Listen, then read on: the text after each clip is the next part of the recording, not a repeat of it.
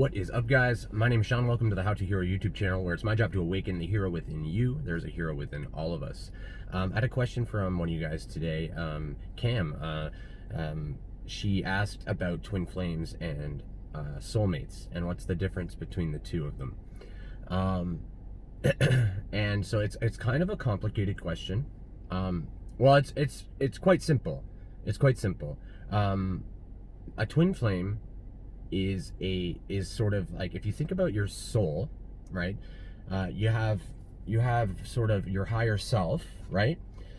And then your twin flame has their higher self, but your higher selves are almost either directly almost the same higher self, or the oversoul that you've split from. Like, you guys are two sides of the same soul. You're essentially twins. You're twin souls, right? Twin flames, twin souls. And so the connection is intense. It's insanely intense. It takes a lot of, in my experience, it takes a lot of time to even understand the feelings, because they're wacky. They're wacky feelings. Doesn't make a lot of sense. It's more powerful than things. It feels like a family type bond, or like you've been away from home for so long, and now you're back home. It feels like home again, or and it's like you didn't even know that you weren't at home, and then they come into your life and you're like, oh, this is home. That's kind of what it feels like. It's really hard to explain. But soulmate connections are connections where you've made contracts with other souls to come into your life in different ways. And what was his name? There's a guy, I can't think of his name right now. I read one of his books, but he accessed the Akashic Records, and basically the way that he explained, and this is what resonates with me the most, is that you have many soulmates that come into your life. A soulmate would be your parents and your brothers and sisters. Those would be soulmates. It's a different type. It's not like a relationship, a romantic thing, obviously. Soulmates have different forms. So you can have soulmates that, like, you really get along with one person and work with them professionally, and you've had this great relationship for 20 years. And it can be very beneficial and benevolent and go great both ways. And the lesson that you agreed to learn, like, essentially what happens is, when you're incarnating, or as things start to change and shift, you may pick up new contracts or new, I guess, agreements with other souls. And you make these contracts, these agreements, to participate in these particular lessons. And then you forget that you make all those arrangements and all those contracts and agreements. And the important thing about them is that, although they're kind of called soul contracts, they can be dissolved at any time if they're karmic. So a soulmate is a karmic soul connection. It's meant to give you catalyst for growth in some way. It's meant to allow the both of you to experience that particular type of experience with that union of those souls. So, like, and they're negative soulmates and positive soulmates. Not negative, but, like, if we talk about light and dark, if we talk about polarization, we have to kind of say negative, positive. But really, it's neutral. It's all learning. It's all for your highest good, and for their highest good too. That's the important thing. And so what'll happen is, like, for example, you'll meet new people, and you'll just feel like, oh, I know this person. Like, we just click. Like, and you just become great friends. Like, when I met my buddy, my buddy Scott, in college, we didn't know anyone. Neither of us knew anyone. We moved to a school that was kind of farther away from our house. We didn't know anybody there in our program or anything. We were in computer engineering. At the time, too, the computer engineering program was full of very socially awkward guys, mostly.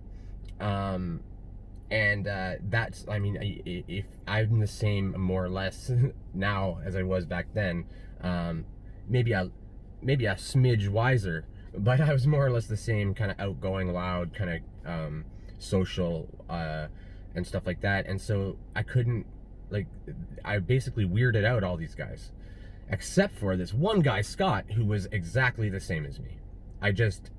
We were standing out front of this ladies' class, about to go inside, and I just looked at him in his eyes, and I just was like, this guy is me. We are one. And I remember thinking that almost exact thought. And this is way before I had any concept of oneness or any of that. And he felt the exact same way. We've talked about it a few times. And both of us were kind of in this weird, like it was the first week of school or something, right?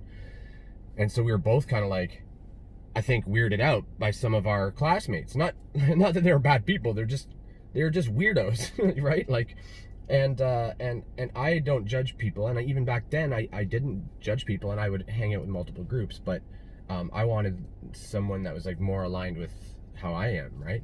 Anyway, and you know, he's a soulmate of mine.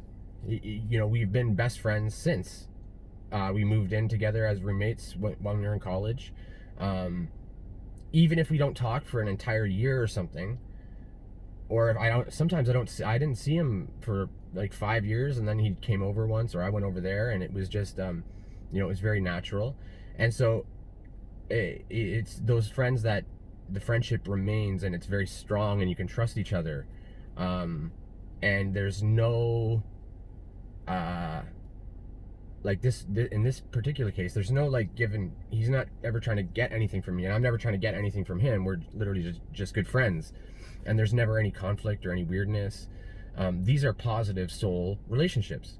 This is to show you that you can have in a friend another brother. Like, you can have a brother that will support you in all things, and or a sister or whatever, right? But then you can have negative soul relationships, soulmate relationships, which are there to maybe they start really good, but they're karmic. They're karmic in nature, which is about catalyst for growth and turning karma into dharma. And depending on how much experience you still need to experience in your ascension, that will determine what kind of karmic relationships come into your experience in this incarnation. I hope that makes sense. With a twin flame, we live in this world of duality, okay? And typically with twin flames, as far as I know, they split a divine feminine and divine masculine. And so the two souls, which are more or less one soul and connected from the beginning of these incarnations, and even prior to, they're connected. They're always connected. You can cut the tether between the two so that you can't feel your twin anymore, but you still are connected to them, and you can't, as far as I know, there's no way to get rid of that. Like, once you find your twin, it's the type of thing where no matter really what happens, you're always gonna think about them and feel them in some way if you allow yourself to. It depends depending on if feeling them is a good thing or a bad thing. It can be hard. It can be too much pain, right? And that's why twins will cut off, and that's why they separate, and you know, because it's too much, it's too intense. It's so intense. And twins are meant to trigger deep abandonment issues, typically from like past lives and stuff. Basically, when twins meet, they typically pretty quickly fall like just madly in love with each other, and it can be the deepest friendship ever. It doesn't have to be romantic. Sometimes it won't. It'll start off as like just a really good friendship, and then as you realize you're twin flames, like there'll be some romantic feelings most likely, but it doesn't. But if people are in karmic relationships, like if people are married and stuff like that, you know, you're not gonna be able to just terminate those things and just immediately come to union with your twin.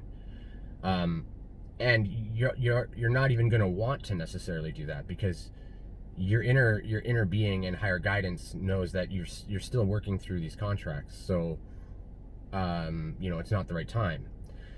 But what ends up happening is you just love them so much. It's the closest way to think of it is just like family. That's the closest thing, but it's like family that maybe you want to sleep with, right? Like, so it's kind of weird, but it's that strong of a bond, and that's the only way to really sort of describe it if you haven't felt it.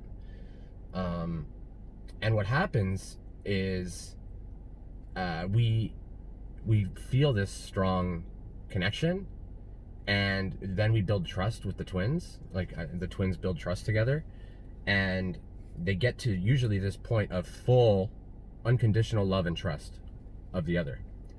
And that's when one of them usually, not always, but depending on, it all depends on what lessons they have to learn. It can go very smoothly. It really depends. But a lot of the twins right now have signed up for some tough lessons, and it's in order to really rocket up the ascension journey. That's what it is, to really just like be a light rocket ship, a light beacon rocket ship lighthouse flying into the cosmos and just exploding your light all over the earth. In order to do that, because there's nothing more powerful than a divine feminine and divine masculine in union and perfect harmony with energetic coherence. There's nothing more powerful in this world. The two of them together can literally move mountains, do whatever they want. With their powerful manifestations, they can shape the world around them and literally turn the world into something different. Create new realities that wouldn't have existed if they didn't come into union, if that makes sense. If people don't fully grasp yet the power in the co-creation aspect of us being co-creators of the universe, and how truly powerful we are. And when we come into union, that power gets multiplied exponentially. As long as both are in alignment, and so it becomes this kind of commitment where the two of you need to consciously be aware that you are these catalysts for each other. And luckily, the whole thing, like, typically you look at the person, your twin, and you can really only see perfection. Even when they do things that bother you, it's like you can't stay mad about it. Almost like no matter what it is, you can't seem to stay mad about it. They can mistreat you. They can, and a lot of times what'll happen is a twin will, like, they'll get totally thrown off by the strength of the connection, or it'll grow so quickly, so fast that it causes people to panic, right? And it's normal. And so normally one of them will often kind of run away, because a lot of times, especially if twins are incarnate, they'll have soul connections usually. So you'll have a whole lifetime of relationships and people that you date and whatever. You may love some people, and you may get married and love your wife or your husband or whatever, have some children maybe. Like, it can get pretty complicated, but that whole time you're gonna feel like maybe something's missing. Maybe there's still someone out there for you, and you don't really want to think that way because you've cemented yourself into a relationship and you're in this, maybe you're very happy in that relationship, but it's not enough somehow. Generally, there's just this piece of you that understands that there's more coming, and that's and then once you start to make space in your heart for that, you sort of have to build a little bit of self-love. That's when the twin will step in, usually. Once you've got enough self-love and self-respect to then participate in the twin learning. It's difficult because the twin will they'll wrong each other in different ways, because they're meant to literally teach each other various things. So, for example, let's say, often they'll be kind of opposites in many ways. So they'll be the exact same in a lot of different ways, and then there'll be components to them that are polar opposites of each other. So, for example, like if you're a fire sign, you might have a water sign as your twin. And if that's the case, then you have basically you have this kind of like polarity that you're doing, and with each other, this planned kind of situation. And the fire sign will teach the water sign about being strong in their emotional turmoil, and the water sign will teach the fire sign about truly feeling their emotions and show them how it's okay to feel their emotions, and how the emotions that they've been kind of suppressing and pushing back and trying to show this brave fire energy and face to the world, that they don't have to do that anymore, that they don't have to hide anymore, because the fire energy they'll hide from their emotions often, unless they're letting it out with their sacred rage, right? I love that word, sacred rage, like that combo of words, because it's such a fitting description for what you feel with when your twin does something to you. It's this like love for them, and this gratitude for what they've done to you now to give you this experience. But then also it's this like almost you forgive them almost, at least like what I've seen, you forgive them almost immediately for the trespass, but then the fear creeps in a little bit, and you know, it's hard because the twin will never come back to you if you don't believe and trust in the love that you have for them, because what they'll feel on their side is that they'll feel an energetic block, because you're so connected, right? So you're literally manifesting with each other. You're manifesting through the twin conduit, is what I kind of refer to it as. You pull each other, you pull the vessels in different directions. And so like if one person's sitting over here thinking about how they don't deserve their twin, the twin is going to sit there going, I don't feel like going back to them. I don't really know why. They're not going to sit there and go, they don't deserve me. But they'll feel a block somehow, and they just won't feel called. Or if they try, it'll just feel like they can't or something, right? Because this person here is blocking them. They're saying, no, I don't deserve you. I don't deserve you. And they're making that true by believing that. And so the quickest way to try and heal like a twin relationship is to let them do whatever they're doing. Just let them go. Trust that you know in your heart that you guys are going to find harmony and beauty and love. And it may not take the shape that you kind of had it in your mind, right? Like you can get kind of caught up in this idea that like you guys are going to get together and maybe you're going to have a romantic relationship or whatever. Like you can get these different notions about how things are going to go. And depending on sort of how things end up falling out, it's all a test of your strength. It's a test of your patience and your peace. It's a test of the bond. And it's not until you let them go, trust that they'll come back when they're ready, and also trust that the reason they're not back is because one of you is not ready for them to be back. One of you is not ready. And it's really easy to get upset with them for separating from you, because usually one person will initiate it, and it can go very different. Like it's like any relationship. It can happen all these different crazy ways. but usually it'll be like one. It's not usually both that go, yeah, let's not talk anymore. Like, it's normally one will just ghost or nope out, and then the other one's like, oh my god, what happened, right? And it's important that you recognize that the timing, as hard as it feels, as painful as it is, the timing is always perfect. So if they're not coming back to you, it means that one of you can't handle it yet. One of you can't hang, or both of you can't hang.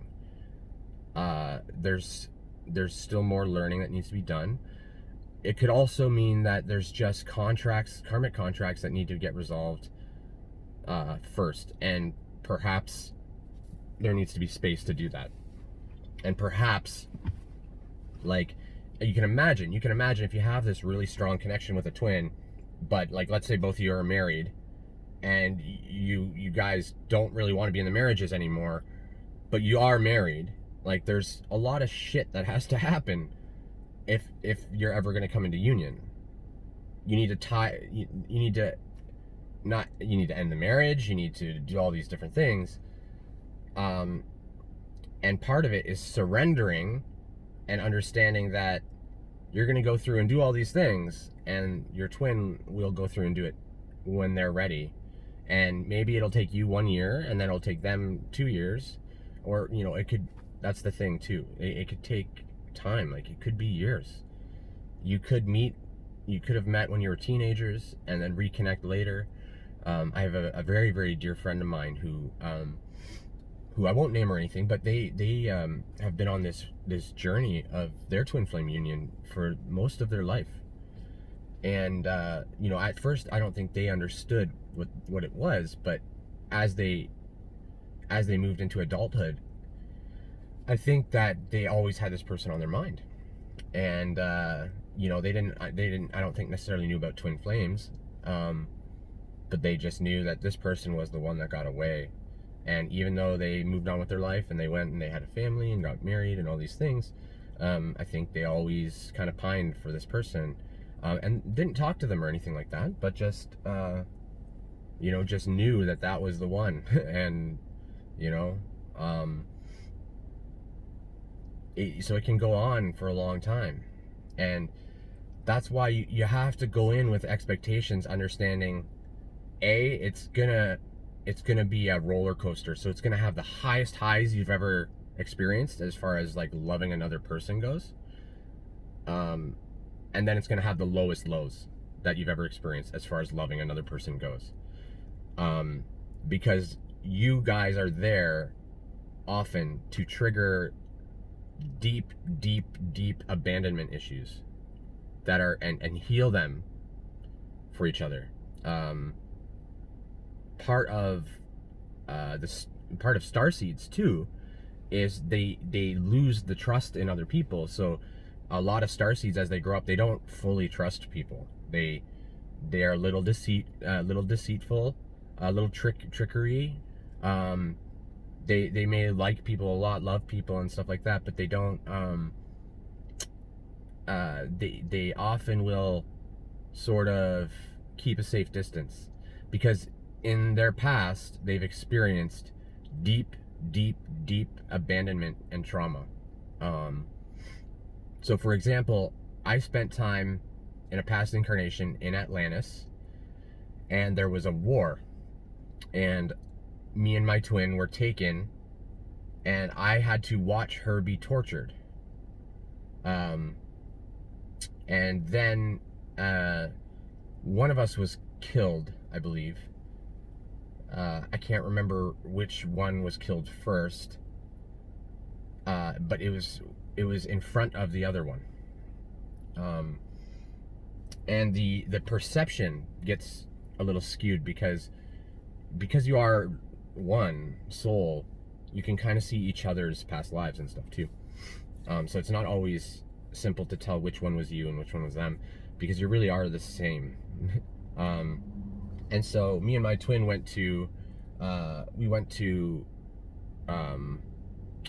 Atlantis to try and help with the war, and we were doing healing work and helping with magic, and also trying to advise, because there were leadership councils and stuff making bad decisions, dumb decisions. And then with Atlantis, they started to try to spread out the civilization. And some of the civilizations that they were spreading out started to kind of rebel against the home civilization. They were like, well, why do we have to follow your rules? We just make our own stuff. And it started all this conflict that really wasn't there before. Anyway, so that past life regression that I had, that I experienced myself kind of randomly. I learned about how to do your own past life regressions, and like almost like a hypnosis for yourself. Not the quantum QHHT by Dolores Cannon, but it's similar thing. And that was the hardest thing that I've ever remembered. Like, it was bananas. It was bananas. And I think that that's where the abandonment, for me, the real abandonment came from. It wasn't about them leaving me. It was that they were taken from me. And because of that, I'm terrified to let anyone have all of me like that again. And then when you meet your twin, you'll kind of like you get convinced to give them all again. And that's when, once you give them all, they may find that that's too much, because they didn't necessarily expect you, right? They didn't plan for you, typically. Usually one of the twins will be a bit more aggressive with it, right? And a little bit more desperate. And the desperation energy causes blocks as well, because the desperation implies lack, implies that you're not already one and not already in harmony with each other. And so then, your twin may just disappear and ghost you, and for the life of you may not be able to understand what even happened. Who knows? Like, it could go many different ways. They could tell you a whole bunch of stuff about why, or they tell you nothing at all, and they're just like, they just don't answer you. And a lot of times in that case, it's because it's too difficult for them. They don't really know what to say. They may not even fully understand why they're doing what they're doing, because they're just guided to be this way. They're guided to just do this. They just feel in their being, for some reason, that it's like this twin, maybe you're not good for them at that moment. And they just know in their heart that maybe like for example, for me, I'm really emotional, right? So maybe my emotions are too much, and that's why. And it's hard to, who knows, right? Even if they tell you why, it's their rational mind rationalizing the guidance that they're receiving to act in accordance with the plan. So you almost need to go within and ask your higher self, why is this way?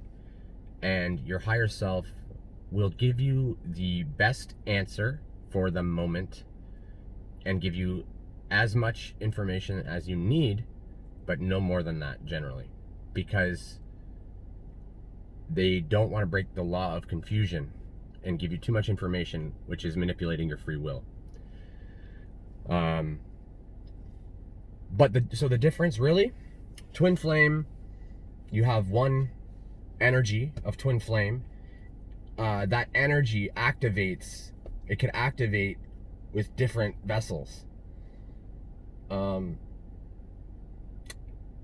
So twin flame is an energy. It's not a person. It's an energy, not a person. And what happens is, you find a person, and just your energy is so aligned and close that this draw, this magnetism happens, and it causes the two energies to adapt to each other and then mold. And so I'm not sure yet, like if you, so I don't know. There's a lot of information about twin flames. A lot of different people have had different experiences. There's a lot of people too, I think, that are just talking shit, that have no idea what they're talking about. And because there's people that have very clearly not experienced a twin flame union or a twin flame connection. Like you can kind of tell by just what they're saying. They just, at least, I mean, and maybe there's like different styles of, I don't know. I honestly don't know. Maybe depending on where your soul originates from, maybe there's different, like if you have different star systems, and who knows? I don't know. I do know that I met a woman. Actually, we did a video on the channel. That's from Hathor. Her name's Cindy Michaud. I don't know how, if I say that right, but she's I have a video called shoot, I can't remember what it's called, but it's if you scroll down, it's like an hour long, and it's just me and her talking about her situation, where she came from a different universe called Hathor, where they don't have twin flames, they have trine, the trine, which is three, and both of her flames are in spirit. They passed away. They were here, and they passed away, and she feels them and speaks with them, and you know, so there's different modalities, I guess, that it shows up in. So take everything you read about twin flames with a grain of salt. I feel like a lot of these twin flame connections are very unique, very, very unique. And each twin connection has very particular lessons, very particular energy, and it's very difficult to predict how things are going to go. It can be messy, but it's all beautiful. It's all beautiful. And then your soulmates are just soulmates. Like you may, you know, you can have a twin flame that just, you guys just, you know, just in this incarnation, it just doesn't, union is just not really something that, like full union, right, is not really something that you guys are in the cards for you. And you'll maybe just be best friends for forever until one of you passes.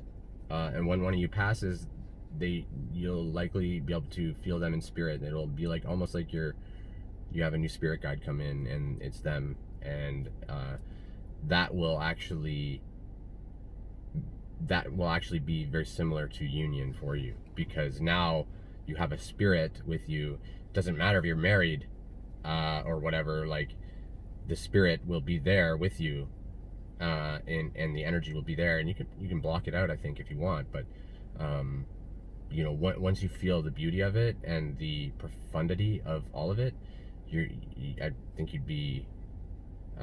you're unlikely, I think, to block it. Oh my gosh, this video is 33 minutes long. I thought I was just going to do 10 minutes, but I guess I just yapped and yapped. So thank you so much for watching. I hope this helped, Cam, and anybody else. Twin flames are a big topic, and also right now, you know, I feel like there's a lot of shifting happening with the twins, all the twins in the world right now. People are going through wacky stuff, revisiting karmic relationships that everybody knows is bad, like everyone, like, you know, things like that, or, you know, you guys had some sort of plan and all of it fell apart somehow, or, you know, like for me, I had a psychotic break and basically kind of snapped a little bit for about a couple days maybe, and it was my own self-defense. I created this sort of game world to protect my mind, I think, and my heart, because I was in pain. I was in real pain, and I didn't have anyone to support me, because the only person that understood that pain was my twin, and my twin wasn't talking to me. So and still isn't talking to me, and that's why I can sit here and say, you know, like, as much as that blows, I know that she's doing the right thing for us. Whatever that is, whatever she's doing, it's the right thing for us. and I can't fathom it. But I'm not even gonna ask her about it, because it's up to her. And you know, it took me a lot of like thinking to figure this out and to like get it. And also I probably did something also to like sort of push her away without even realizing I did it. I wouldn't be surprised if I did something stupid that she had told me not to do like 100 times probably. But anyway, so it's just kind of funny because I'm an idiot. But I hope that's helpful. Let me know what you think. Let me know if you have any other questions about twin flames, or if there's any other particulars.